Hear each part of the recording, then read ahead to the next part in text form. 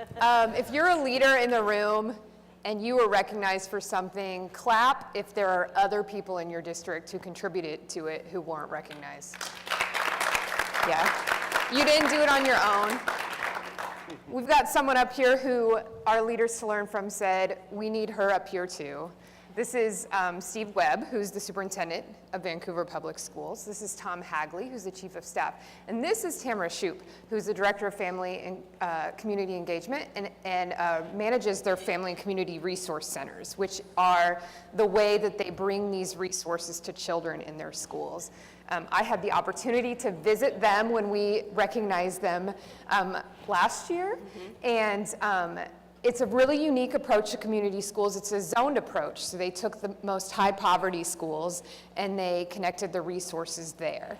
And so I know that a lot of folks are interested in how to bring resources to kids, so I'm really excited to talk to you all today. Can you tell me a little bit about your community and why your district decided to cultivate community schools to address the opportunity gap? So sound check, there we go. So I invite you to think about whether or not this sort of demographic shift is happening in your own community, in your own school system. Over the past 10 years, we've gone from about 75% Caucasian students to 59%. We've seen a doubling of the number of second language learners that we serve, predominantly two groups.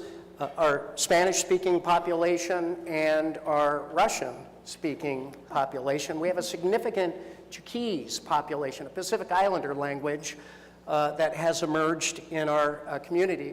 We now serve over 90 different languages in what used to be a suburban school system. And I've shared some comments related to the acceleration of the number of children and families that qualify for free and reduced price meals from 39% to 57%, a peak of 2 years ago. That's thousands of students and families impacted by the detrimental effects of poverty, and poverty and mobility are a toxic combination that affects student achievement. In fact, in our downtown core schools, as I mentioned in my remarks, on average, over 80% of our children are on free and reduced price meals. In some of those urban schools, we have in excess of 90% of our students on free and reduced, and a mobility rate of 40%. Now think of yourself as a third grade teacher, and I've got 25 students. 10 of those desks, 10 of those chairs are going to swap out during the course of the year. We had one student a number of years ago that moved 13 times in a single year. Now listen, folks, as I said, this is simple stuff. If a child is hungry, it impacts their ability to learn. If a child does not know where they are sleeping tonight, it will impact their ability to learn. I want to be absolutely clear. Our community schools work is not about a handout. It is about a hand up. It is about building agency in kids, in families, in schools, and in community. And as a result, we're seeing a significant closing of opportunity gaps. And here's what we know. If we can close opportunity gaps, we can close achievement gaps without question. Poverty is not a learning disability, but it presents real barriers to student success. Frankly, in too many of our classrooms and schools in Vancouver Public Schools, but I would argue all across this nation. And you know what? We have a tendency from a public policy perspective to treat symptoms and never get at root cause, right? This whole standards-based stuff, high stakes, single event assessments. Listen, if we were serious about closing achievement gaps for children of color and children of poverty, what we would do is we would invest significantly in addressing poverty in this nation. Birth to 5, that's where those achievement gaps begin. So you started this work in 2008, and you have 18 schools that have family and community resource centers. You have a mobile unit, which I hope we'll hear a little bit more about. It's an interesting idea. What strategies did you use to bring stakeholders together around this? I gotta tell you guys, when I was in Vancouver, it's real. Like, there are so many community groups invested in this who were so eager to tell me about this. So what strategies did you use to develop that? Well, as you said, I think you have to go back to the formulation of our district strategic plan in 2007, 2008, where we had a process to engage stakeholders broadly and deeply in envisioning the future of Vancouver Public Schools, creating a hopeful shared vision of the future. And community schools emerged as one of 6 strategic priorities that the community lifted up as a priority. We had done some work in that area in previous years. We had one site, our Fruit Valley Community Learning Center, which you visited, that was sort of a pilot project for us in a sense. And people saw the success of that and wondered, why not build that out across the system? So having that strategic planning process, really engaging people in developing a plan for the future of the district was key. I think the other really key aspect of that was having the right people on the bus. Being very intentional about who we invited in to participate in that process. And we had very, as I said, intentionally invited community partners, existing partners and prospective partners from the faith community, from businesses, from nonprofit sector, from the public sector, from our neighborhood associations, all across the board, who we already had some idea that they were going to be champions for community schools. And so, they did become champions, and it became a movement within the community that really I don't think we could have stopped if we had wanted to. Right. It gained such momentum. And we started small. We didn't do it all at once. We had, initially just a couple of centers, but over time scaled that up as our partners had the capacity to, add more and more programs and services within our schools. So.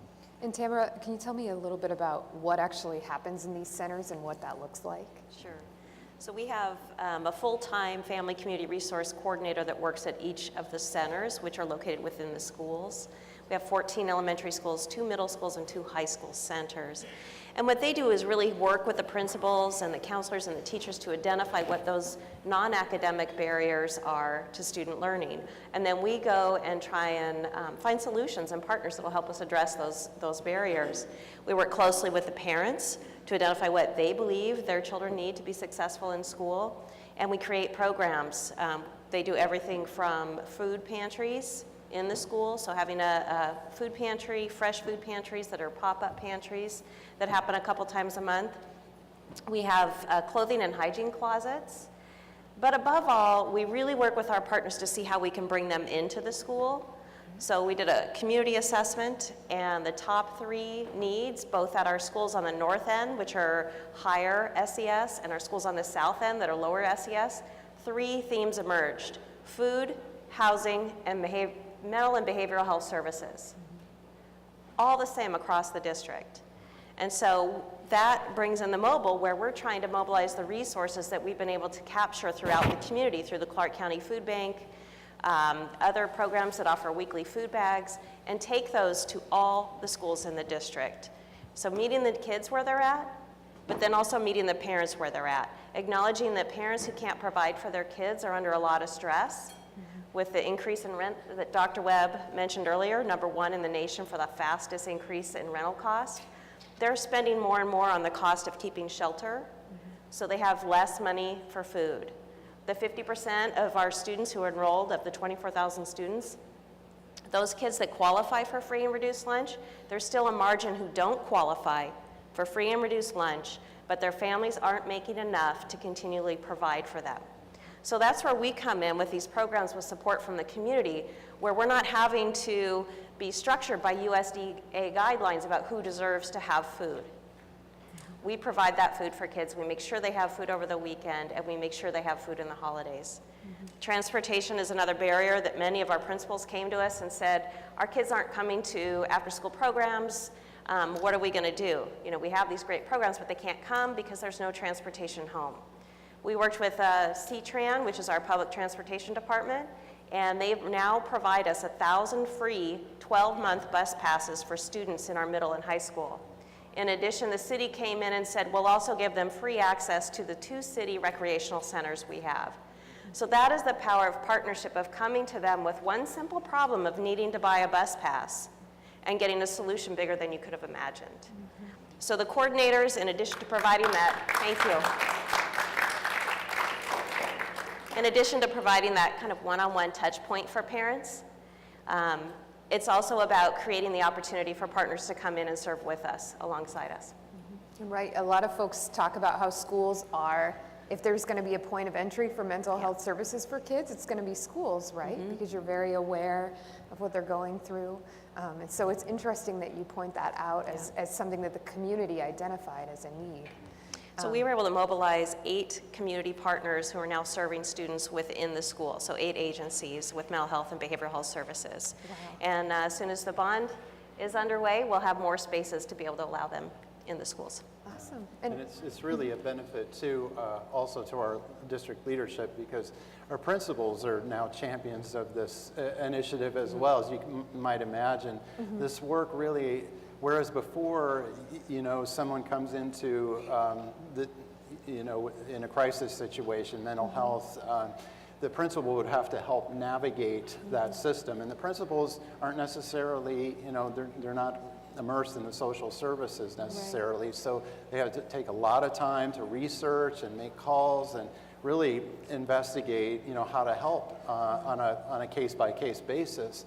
And, you know, it takes the focus away from teaching and learning and being an instructional leader of the building. So our principals are particularly appreciative of the Family Community Resource Center support, as well as our teachers. Just having a place to know to ask, Yeah, right? absolutely. And so how do you pay for all of this is, I think, what everyone is wondering. I hear some yes. Well, our staffing for the Family Community Resource Center coordinator positions, as well as a centralized team that provides leadership under Tamara's direction. Those positions are funded through our general operating levy, our basic education dollars. Initially, we funded those positions, some of those positions through Title I and state LAP resources, but we found that to be difficult as we scaled up to more and more sites. So now we've made a commitment through our basic ed budget to fund those positions. In addition to that, we have a wide range of partners that actually provide the core programs and services for the community schools framework. So everything from early learning providers to the faith-based community to nonprofit organizations like the Boys and Girls Club and SHARE, which is providing food on the weekends for students to take home and over the summer. So it's just, as well as public agencies like the City of Vancouver and CTRAN that provide the bus passes, and our Vancouver Housing Authority, housing vouchers for families that qualify as an incentive to improve attendance. They get a housing voucher if they do certain things to keep their children coming to school and be active in their children's education. So the range of partners providing programs and services really runs the gamut. So let me ask those of you who are still with us, thank you for that. Yeah. Shout out, a round of applause for all those still in the house. Yeah, baby. Right on. How many of you would like your retirement portfolio to compound at a 4-to-1 ratio? Yeah, that's what I'm talking about. You want to talk about return on investment? For every dollar that the district invests in staffing to support our 18 FCRCs and our mobile unit and all of the infrastructure centrally to build capacity, not just across the system, but with our partners, right? That's why we go slow to go fast, right? Because we can't inundate our partners. They will not be able to provide the kinds of timely supports and services unless we think deliberately about scale, right? 3.2 million in direct support and services to children and families impacted by poverty. Friends, this is about removing barriers to student learning in our classrooms and our schools. That's what this is about. And I'm proud of the support in which our community has stepped forward. We're doing the Lord's work here, people. We are transforming student trajectories. We're cultivating hope and opportunity and building agency in kids and families, and frankly, transforming neighborhoods. That 16-point gain in on-time graduation rate, this is what I tell our business community. Yeah, thank you for that. It's not my work. Yeah. It's the work of a community that cares deeply about their children. Black, brown, poor, second language learners. All means all in America's Vancouver. Amen? So this vision really is about equity and excellence for all, and the partnership support that has been brought to bear really, frankly, is changing students' lives. What are some things that you've seen, as a result? Have you noticed trends in your district? Yeah. So, we kind of think of our work from a pipeline perspective. This is like if you give a mouse a cookie, right? Seriously, if you can increase the kindergarten readiness rate, we know with greater certainty they're more likely to be at benchmark at third grade in literacy outcomes. And if we can get them there, we know that they're more likely to experience success in our middle schools. If we can reduce D&F rates in our middle schools, they're more likely as a freshman to earn 6 credits. And if they get 6 credits, they're more likely to be an on-time graduate. So when we look at student achievement results, how many of you in this system, and I don't expect you to raise your hand here at this moment, but if you could achieve these kind of results by creating a community schools model in your school district, would you do this? Would you do this? Now, just listen here. 21 point, since 2010, a 21 point increase in early kindergarten literacy outcomes. A 20-point decrease in third grade English language learner literacy gap. These are our most struggling learners in our elementary schools. A 30% decrease in middle school D&F rates in core courses. That rate decrease at our high school level is a 40%. 120% increase in middle school honors course enrollment. A 200% increase in students of poverty enrolled in advanced placement and international baccalaureate courses. Friends, this is about opportunity for all. Last year, 51% of our recent graduates were enrolled in dual credit courses. And for those of us who have been writing checks to universities, just saying, yeah, amen. We know the return on investment relative to those dual credit options for children and for families. It's great value for kids, families, and taxpayers of our state, and I would argue taxpayers of any state in the union.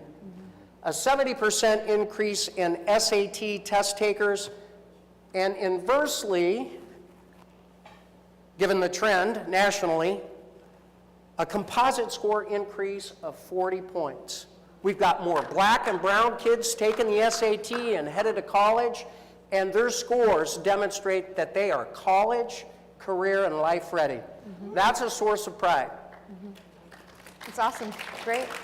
So you've got these centers, which I suppose we should mention there's a big family literacy component to this too, which you touched on a little bit. You have that in common with Springdale. You've got these centers in 17 schools. You have 18 schools. You have 17 schools that don't have them, right? Correct. So while the schools that have them have concentrated poverty, I'm sure that's not the only poverty in your district. Absolutely. So how do you reach the kids who have these needs, who are in schools without centers?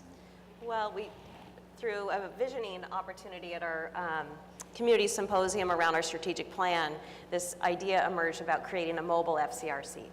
Because our buildings were very limited on space, how could we mobilize resources that our community was calling us to give to those 22% in a school on the north end, but it has 2,200 kids. So even though it may be only 22% free and reduced lunch, that's a lot of kids in one school that we need to be touching and serving. And so we played around with different ideas, what would be the best delivery model, and we came up with a Sprinter van. And we just outfitted the Sprinter van with, you can kind of see it in the upper left-hand corner there, with shelving where we would put some of these resources in, and we would go out to the school and connect with families at the school, even if they didn't have a center.